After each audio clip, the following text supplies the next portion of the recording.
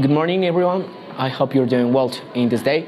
Today we are going to learn some opinions, some experiences about teachers, students, in what? In alternative and traditional assessment. So I hope you like it. And let's see what happened in this documentary. Okay guys, good morning.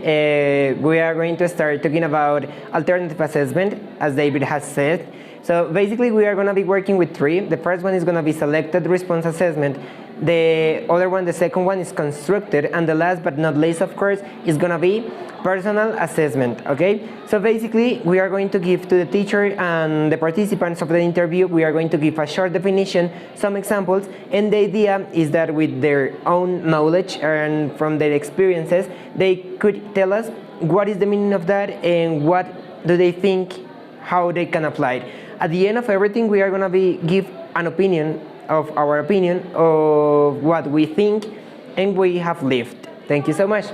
Now, with this documentary, we hope that all the opinions about the teachers helps you out in your future experiences regarding if you're going to be a teacher or any kind of learning professional. So, hope you enjoy the documentary.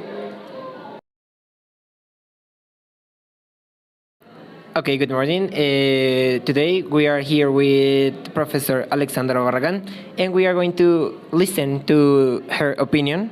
So basically, teacher, alternative assessment, it requires a student to perform, create, produce, or do something with creativity and everything. There are three kinds of alternative assessment. The first one is selected response assessment, that is basically present students with a language material. Okay, so it means example like true or false, matching, multiple choice, where it allow the students to think and answer.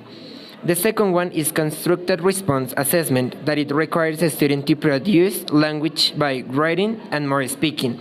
For example, short answer, fill in gaps, and performance, like any kind of performance.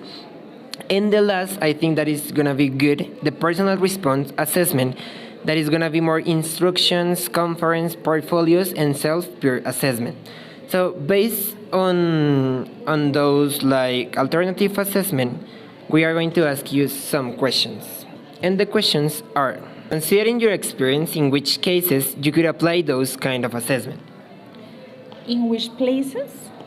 In which cases? Cases. Sorry. Oh, well, I guess that is important working with that when you're going to break the ice, I guess, because as I told you before, I guess that we can working with an eclectic methodology, and it's important keeping in mind those kind of things. For example, if I go to working with filling the gaps, I guess that is nice if I go to complement with different things, right? If I go to design something like a portfolio and I want to working with matching, I try to do it. Yeah, for me, it's important keeping in mind those kind of things, but it's not the order so important in that way. So I don't know if you understand. So now on, we have here Nicole Sanchez. She, as us, she's a student from the Bachelor of Modern Languages.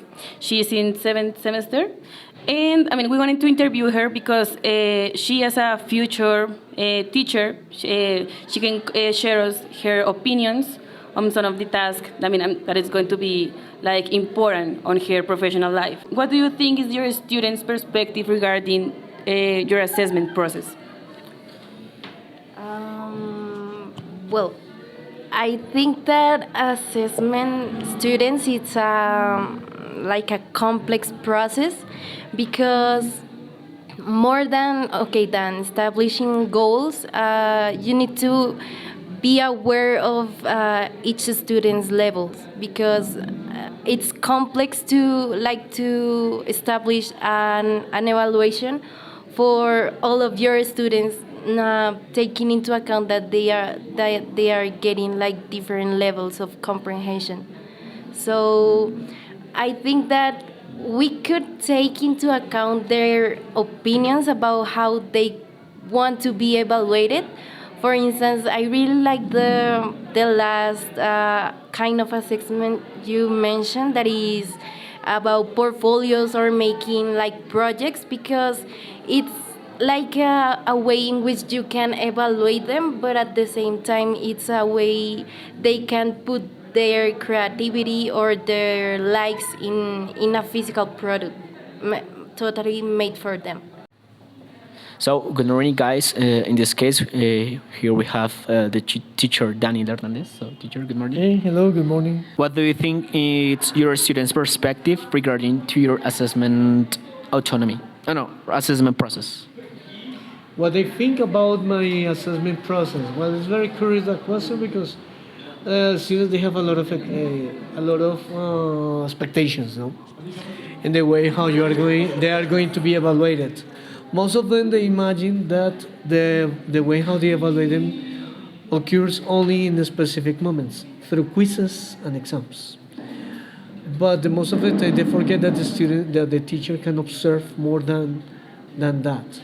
Okay, we are not only evaluating students when they are taking an exam or taking a quiz or answering an oral evaluation. Teacher evaluates beyond that. Okay, so if you ask me, for example, in your case, last semester when we studied nutrients, maybe I evaluate in certain moments when you have to present some concept maps, some writings, but also I could observe when you participate, when you were active doing activities. That is assessment. Okay, not only the part of the test, but also the whole thing. The whole thing. And I do something very particular in the classes to evaluate that, and I have an example here. Is the use of this. Those are like I call it dollars, and students can get this when they participate in a very active and positive way in class. When they do that, when they just participate, they show through a good performance, they're demonstrating that they are learning or they are applying their knowledge. They get one of those. They don't. I think most of the time they don't have any idea what is this about or what does it means. But for me, it represents a positive participation in the class and also an effective one. They get this only if they participate and they do it correctly. That is the way to evaluate assessment or do assessment in class. Okay, guys, thank you so much for everything. So, as a conclusion, basically, in my personal opinion, I could say that I go with personal response assessment.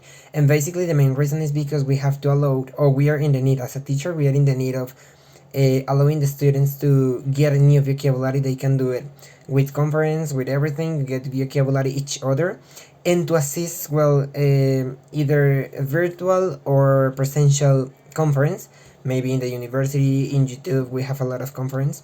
And last but not least, with the portfolio, we can allow them to see and create the portfolio in order for them to be able to start thinking in their professional future as a professor or as a whatever. They can like making all the results that they create, putting in the portfolio, and allow them to learn like in that way. Well, in my reflection, my final reflection, I could say that it was a good experience in order to learn some opinions, some experiences from teachers, from students about how to use alternative assessment. So I guess that it was a good experiment. Also, in my opinion, I think that it's amazing to use three of them because we as a teachers we are going to use those kind of materials, those kind of tools that could be useful in order to have more effectiveness in our classes, more interaction between the teacher and the students. Also, what can I say? I think that this is a good strategy to be more creative at the moment to do our classes, to develop our sessions.